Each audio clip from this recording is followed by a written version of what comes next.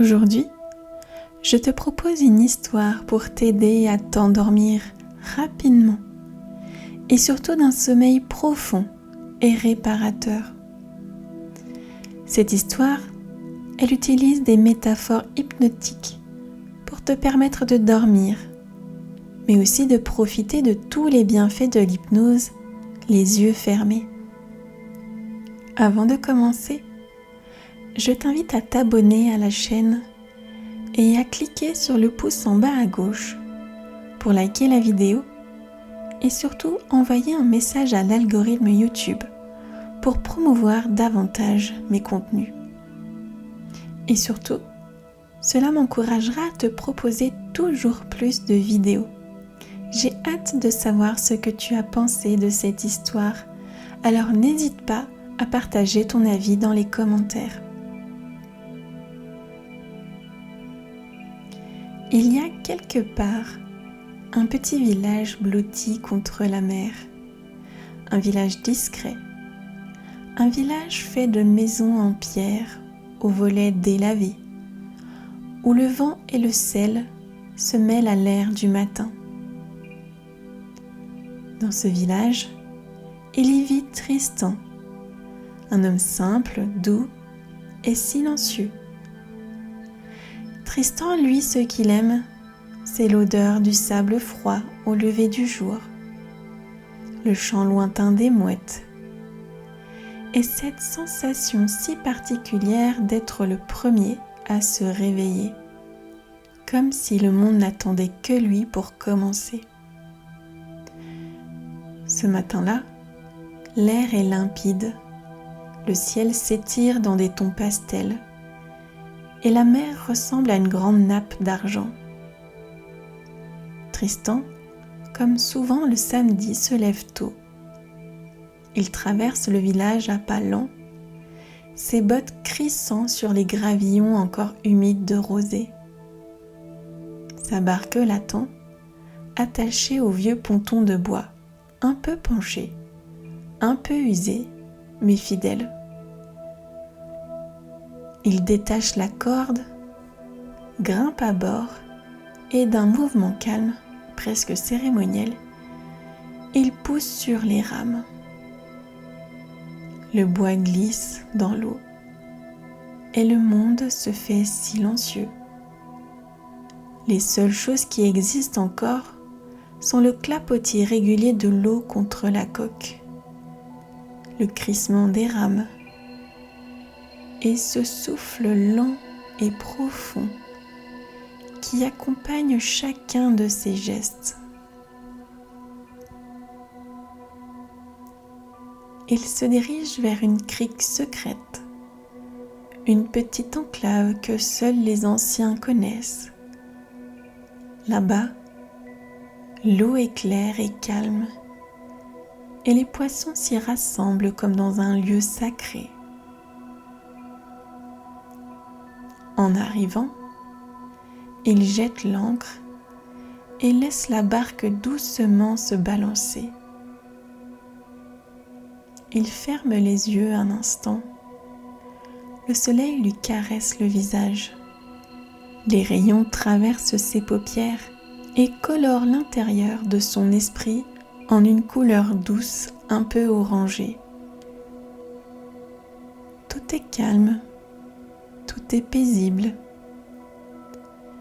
Il respire profondément et sans s'en apercevoir, il s'endort.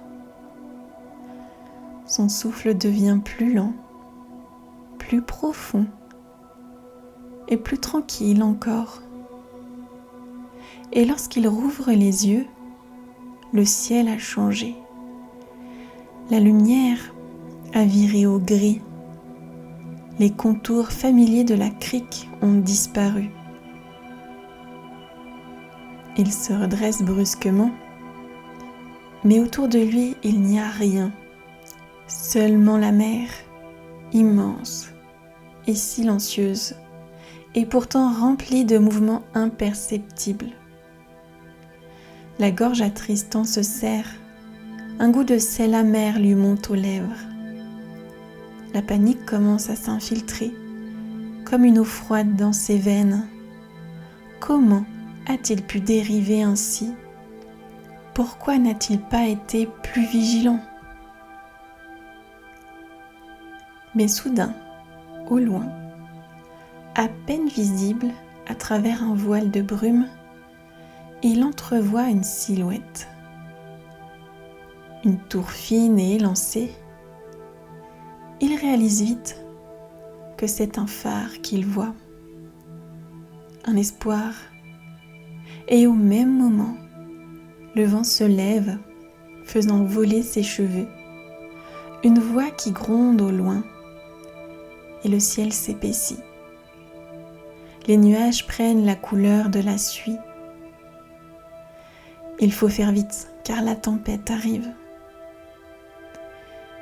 Tristan agrippe ses rames.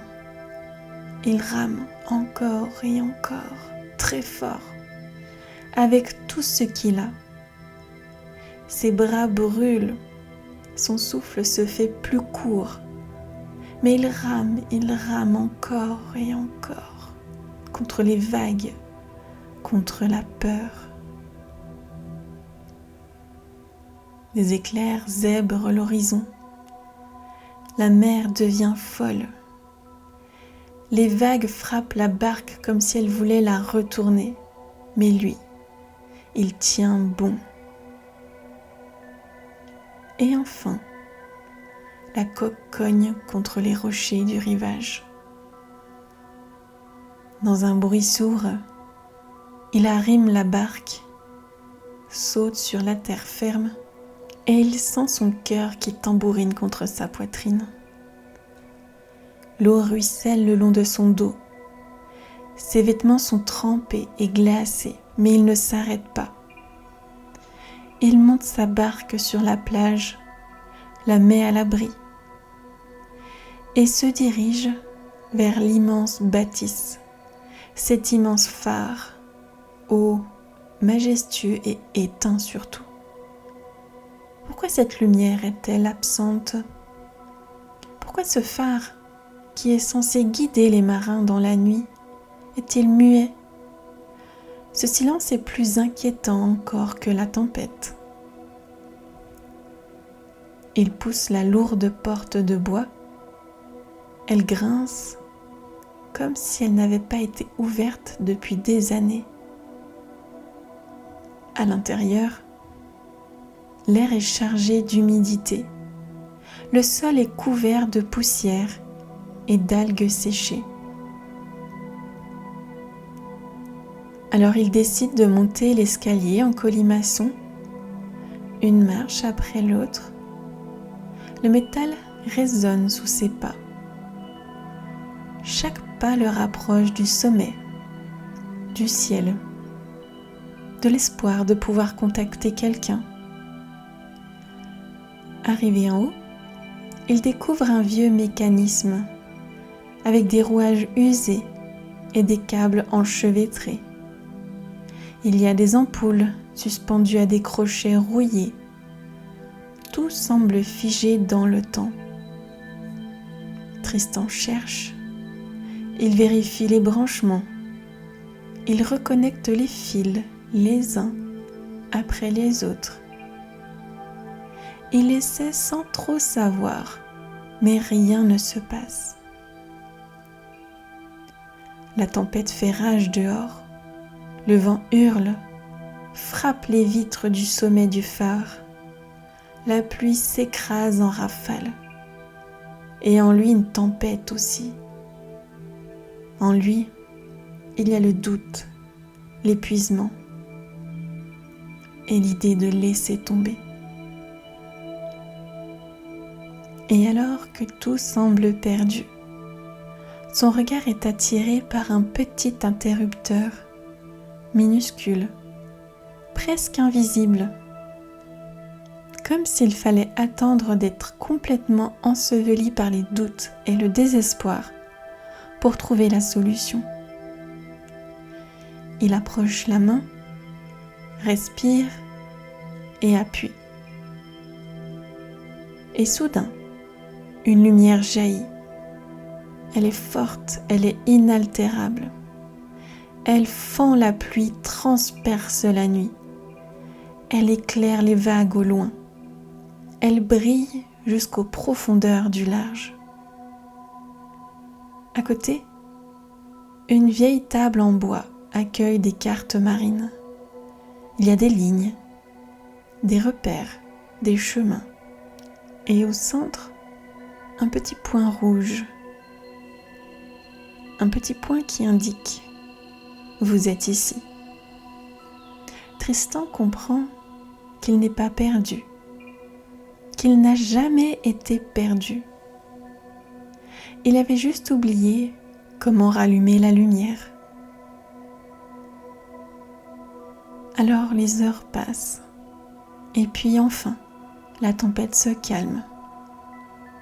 Elle n'a pas tout à fait cessé, mais elle n'a plus le même poids. Quelque chose s'est allumé en dehors et surtout en lui. Il attend alors que le vent faiblisse et que les vagues redeviennent un peu plus calmes, et il décide de redescendre l'escalier, marche après marche, plus ancré, plus calme. Il retrouve sa barque là où il l'avait laissée. La mer est encore un peu agitée, mais il n'a plus peur. Il sait maintenant que même au cœur des pires tempêtes, il y a quelque part un phare qu'il saurait rallumer. Un phare qui ne demande qu'un souffle, qu'un geste pour pouvoir briller à nouveau.